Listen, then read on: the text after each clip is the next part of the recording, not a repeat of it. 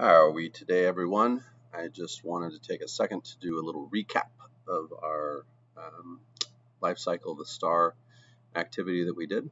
Okay, make sure to double check on that final flow chart, okay, that you have things done the way that I show you here. Okay, so just make sure everybody's dialed in. The first step, okay, when you're looking at any star cycle is that things begin, okay, in the nebula phase. Okay, whether it's a high mass or low mass star, they're all going to begin in this nebula phase, which is sort of a loose collection of dust and gases, okay, protons and electrons that eventually, due to the force of gravity, okay, form protostars. Okay, and whether you are a low or medium mass star or a high mass star, okay, they are going to go through some protostar phase. Okay, think of it like a baby star. Okay, before it has, fully evolved. So, if you're following along then on the low to medium mass track, okay, the protostar, then due to the forces of gravity and such, is going to form a low to medium mass main sequence star. Okay, this is the stage that our sun is in. Okay, our sun is thankfully in its main sequence phase. Okay, and it's giving off that kind of orange-yellow glow, so that's telling you that it, is a smaller star, has less energy being put out than, say, a higher mass star. But then at some point in the long ahead future, okay, in the billions of years, hopefully, the sun will eventually run out of fuel, okay, and become a red giant.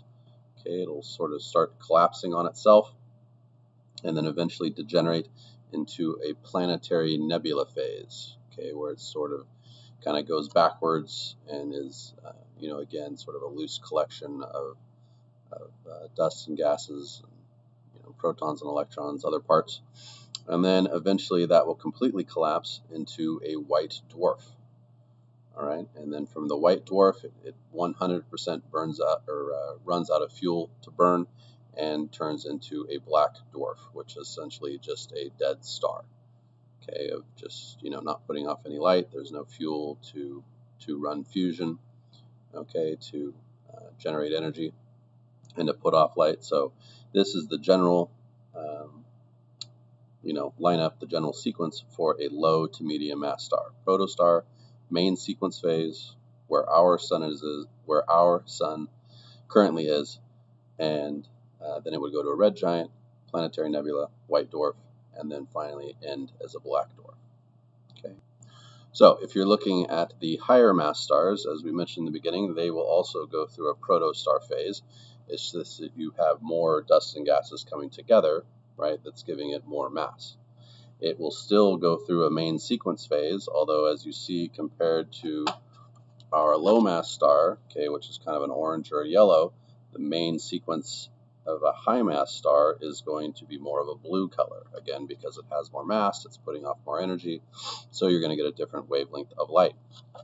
But then at some point, okay, and much quicker than the low mass stars, the main sequence high mass stars will run out of fuel and form a supergiant in this case, or red supergiant, again because it has more mass, so it's going to create a sort of bigger leftover giant star. But then eventually, once it starts to run out of fuel, it is going to explode. Okay, so notice that the low mass stars do not go through supernova.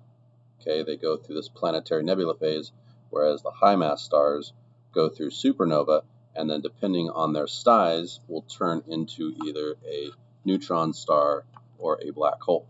Okay, so the stars that are, say, 1 to 3 times bigger than our sun, okay, will turn into a neutron star, and stars that are 5 times or more greater than our sun will turn into black holes.